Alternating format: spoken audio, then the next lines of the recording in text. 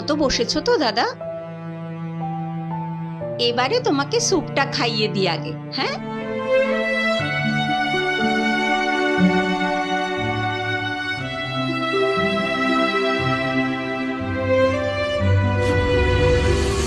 বাবা বাবা ও বাবা বাবা বাবা। মেঘা, কালকে যে তুমি বলেছি বাবাকে বলে নাচটা দেখাবে, সেটা দেখাও। কোন নাচটা? ওই যে মমচিত্তেটা। ও ওকে। মম চিত্তে নীতি নৃত্যে কে যে নাচে, তাতা থুই থুই তাতা থুই থুই তাতা থুই থুই।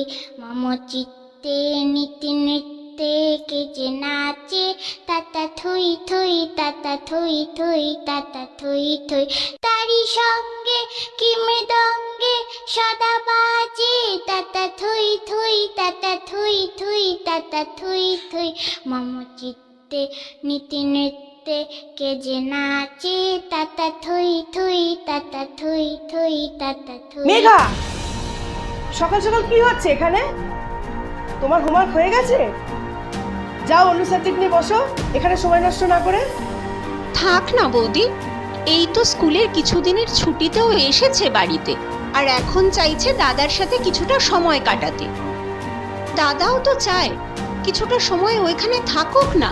সরি গো, আমি চাই না বড় হয়ে ওর লাইফটা তোমার মতো হোক। মানে? মানে আর কি, না নিলে একটা হায়ার এডুকেশন, না হলো একটা বিয়ে।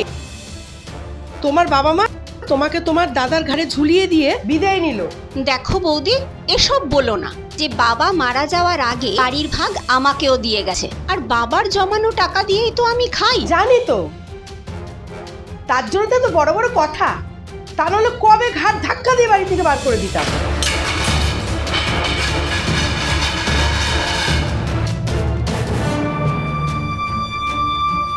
হ্যাঁ, এই আর একজন।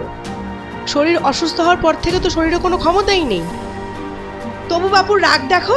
শোনো অতনু, ওইসব রাগ আমাকে দেখাতে যাবে না। চলো মেঘা, ম্যাচটা নিয়ে বসতে হবে। কেঁদো না দাদা, ডাক্তারবাবু তো বলেছেন একদিন তুমি পুরোপুরি ঠিক হয়ে যাবে। সময় মতো ওষুধ খেলে, ম্যাসাজ করলে একদিন তুমি পুরোপুরি সুস্থ হয়ে যাবে। বিশ্বাস রাখো, কেঁদো না দাদা।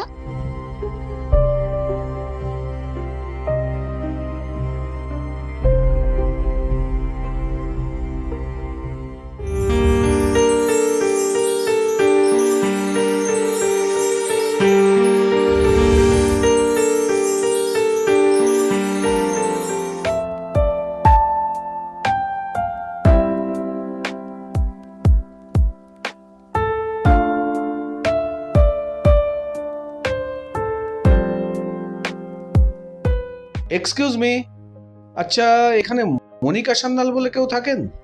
হ্যাঁ, এন্ট্রান্সটা কোন দিকে? ওই দিকে। Thank you. ওয়েলকাম।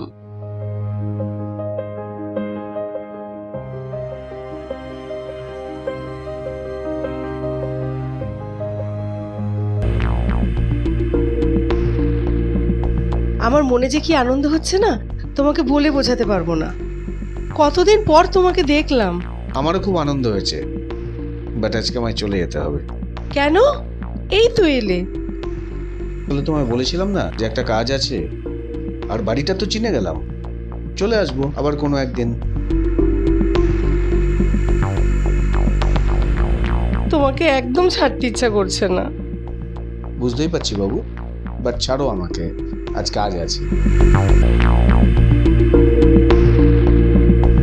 আমি এর মধ্যেই আবার আসবো।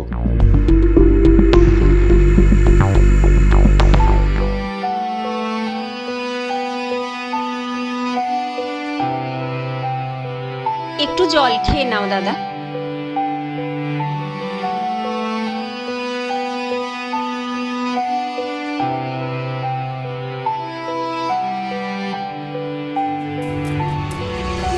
সুমন, এ হলো আমার হাজবেন্ড অতনু, আর ও হলো অপর্ণা, আমার ননদ। অপর্ণা, ও হলো সেই ব্যক্তি যার কথা আমি তোমাকে বলেছিলাম, আমার প্রাক্তন প্রেমিক সুমন ব্যানার্জি। আপনার কথা ওর মুখে খুব শুনেছি, আপনি আপনার দাদাকে খুব খেয়াল রাখেন। ঘরে পঙ্গু দাদা থাকলে আনমারেড বোনকেই তো সেবা করতে হবে। বৌদি প্লিজ, বাইরের লোকের সামনে আমাকে এইভাবে অপমান করো না। বাদ দিন, বাদ দিন। ও হ্যাঁ, ভুলেই গেছিলাম, আমি ওনার জন্য একটা গিফট এনেছি।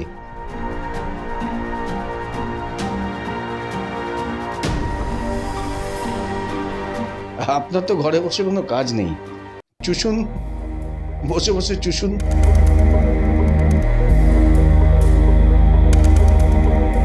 চুষুন।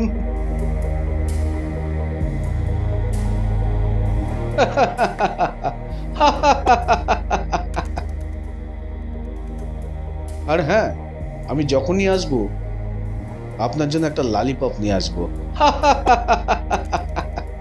চলো চলো চলো। জানো আর একটা,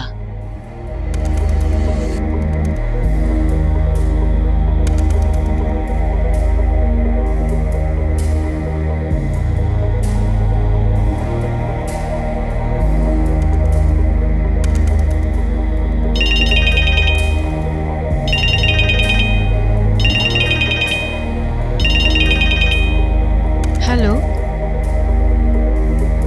হ্যাঁ বলো। না গো, ব্যাগ গোছাচ্ছি। মেঘা আজ বোর্ডিংয়ে ব্যাক করবে তো? হ্যাঁ হ্যাঁ, ওর ছুটি শেষ, বিকেলের ট্রেন। আমি ছাড়তে যাব। না না, আরো একটা মেয়ের বাবা মা যাবে, ওদের সঙ্গেই পাঠাচ্ছি। ইভিনিংয়ে? হ্যাঁ, ফ্রি আছি। আজকেই বসবে? ওকে, চলো ডান। তাহলে 7টায় মিট করছি। Bye bye.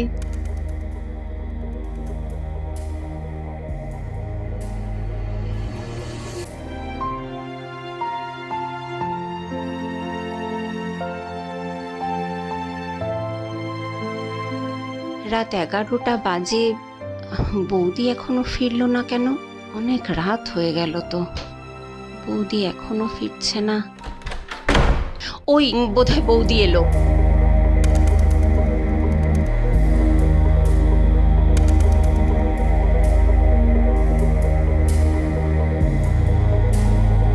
বৌদি!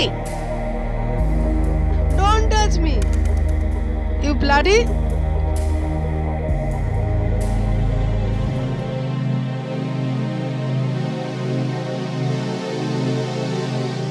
বৌদি, এ কি অবস্থা তোমার? তুমি এত ড্রিঙ্ক করেছো? কেন? আমি ড্রিঙ্ক করতে পারি না? তোমার দাদা যখন সুস্থ ছিল তখন আমরা এভরি উইকে এনজয় করতাম, জানো না তুমি? হ্যাঁ জানি, কিন্তু এখন এভাবে একা একা? So what? আমি একা এনজয় করতে পারি না? পারি না আমি একা এনজয় করতে? By the way, who the hell are you to tell me? Go, নিজের চরকে দিল দাও। ওকে ওকে, সরি, যাও নিজের ঘরে গিয়ে ফ্রেশ হয়ে নাও।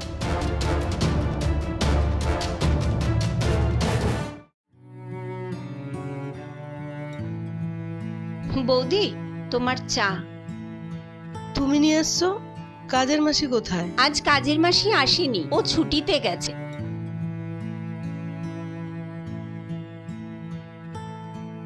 তোমার সাথে আমার কিছু কথা ছিল। বলো, কি বলবে? সেদিন তোমার কি হয়েছিল বৌদি? হঠাৎ করে? তুমি প্রশ্ন করছো কেন? না, আমি তো তোমায় এরকম ড্রাঙ্ক অবস্থায় কোনোদিন দেখিনি। সবকিছুর তো একটা শুরু হয়, তাই না? তোমার দাদা অসুস্থ হওয়ার পর থেকে আমার জীবনটা পুরো ওলটপালট হয়ে গেছে। আমার সমস্ত স্বপ্ন ভেঙে চুরমার করে দিয়েছে। আমার বিবাহিত জীবনটা শুরু করলাম একটা মানসিক যন্ত্রণা নিয়ে। সেই যন্ত্রণা থেকে বেরিয়ে যখন লাইফটাকে একটু একটু করে এনজয় করতে শুরু করলাম, ঠিক তখনই তোমার দাদা আবার অসুস্থ হয়ে পড়লো। আমার বাকি লাইফটা পুরো শেষ হয়ে গেল। আমি তোমার যন্ত্রণাটা বুঝতে পারছি বৌদি, কিন্তু তুমি দেখো দাদা একদিন পুরোপুরি সুস্থ হয়ে যাবে। ডাক্তার তো বলেছেন এসব অসুখে একটু সময় লাগে, কিন্তু এমন হতেই পারে দাদা যদি খুব এক্সাইটেড হয়ে পড়ে তাহলে এক লহমায় অনেকটা ঠিক হয়ে যাবে। তুমি দেখো, একটু ধৈর্য ধরো বৌদি। এসব সান্ত্বনা আমাকে দিয়ে লাভ নেই, বাস্তবটা না অনেক ভালো বুঝি। দাও, তোমার দাদাকে খেতে দাও।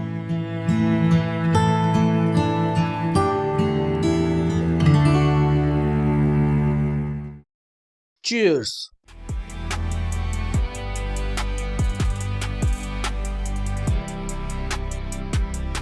তোমার কিন্তু আজকে আমাকে নিয়ে বেরোনোর কথা ছিল। সরি ডার্লিং, একটু লেট হয়ে গেল। তোমার তো রোজই সরি, আমি ওয়েট করে করে চেঞ্জ করে বসে রইলাম। সুইটহার্ট, নেক্সট উইক যাব, শিওর। শিওর তো? প্রমিস? প্রমিস। যদি না যাও না তাহলে খুব খারাপ হয়ে যাবে। যাব।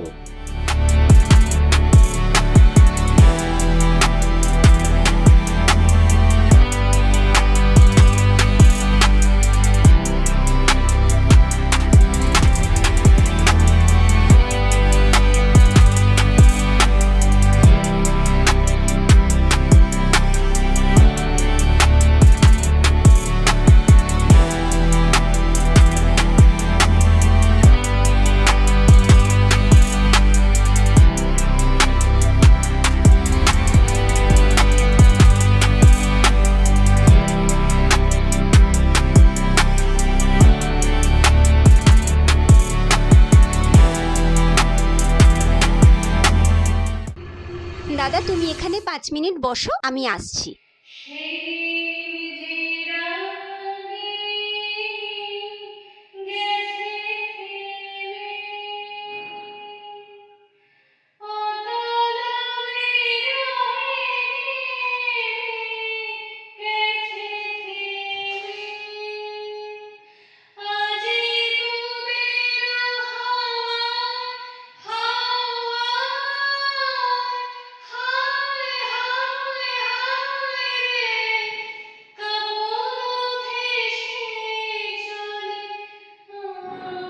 দাদা তুমি এটা কি করছিলে?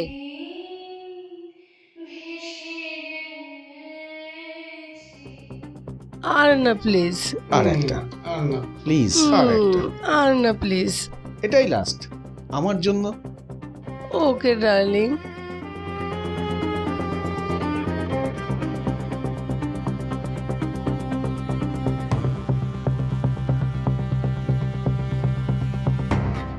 তুমি আমাকে পুরো পাগল করে দিয়েছো।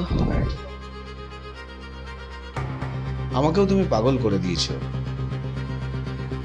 আমিও কিন্তু পাগল হয়ে গেছি।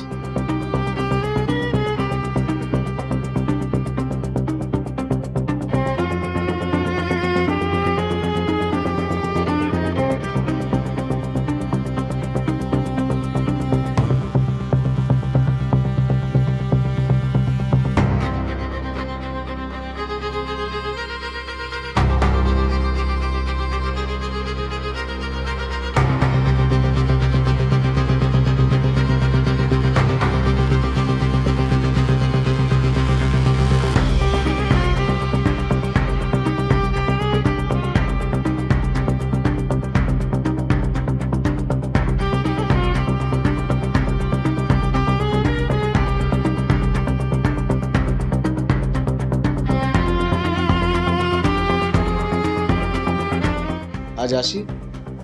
কবে আসবে? আসবো।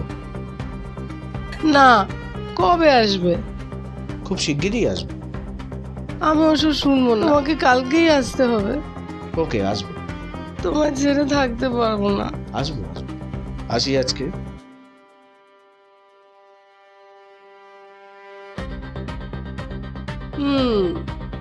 I love you so much.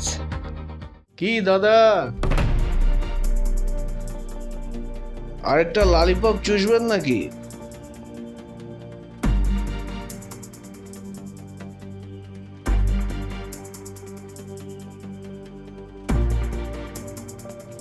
নিন, আরেকটা ললিপপ চুষুন।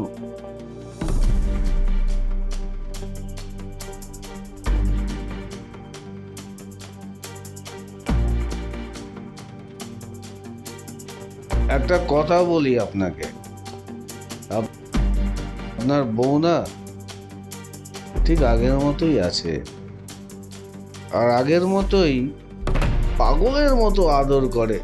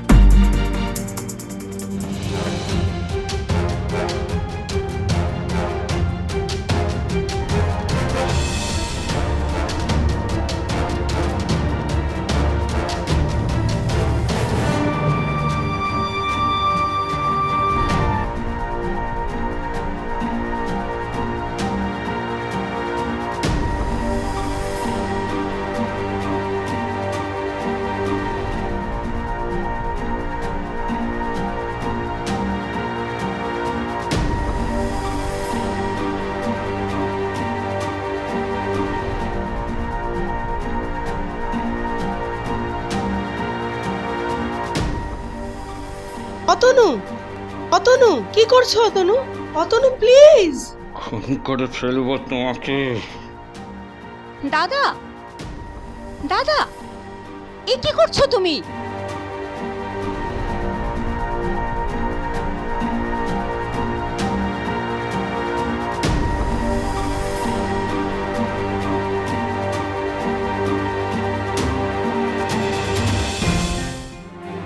খুব বাজে শয়তান, ওই বাজে ছেলেটা আবার এসেছিল,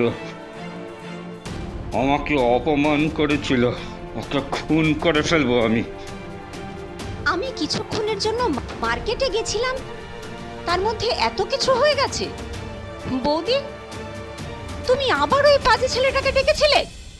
একটা জিনিস তুমি লক্ষ্য করেছো বৌদি? দাদা, দাদা নিজের থেকে উঠলো আর কত পরিষ্কার করে কথা বলল। এবার তোমার বিশ্বাস হয়েছে তো বৌদি যে দাদা একদিন সম্পূর্ণ সুস্থ হয়ে যাবে? আমি তো সেই কথাটাই ভাবছি। তাহলে কেন এভাবে নিজের জীবনটাকে নষ্ট করছো বৌদি? মেঘা বড় হচ্ছে, দাদাও একদিন সম্পূর্ণ সুস্থ হয়ে যাবে। তুমি দেখো, আবার সমস্ত আনন্দ ফিরে আসবে তোমার জীবনে। পারবে না দাদার জন্য একটু অপেক্ষা করতে? আমায় ক্ষমা করে দাও, ক্ষমা করে দাও আমায়। এগুলো আমি আর কোনোদিনও করবো না। ক্ষমা করে দাও আমায়। ক্ষমা করে দাও দাদা। বৌদি তো নিজের ভুলটা বুঝতে পেরেছে। আবার চলো আগের জীবনে আমরা সবাই মিলে ফিরে যাই।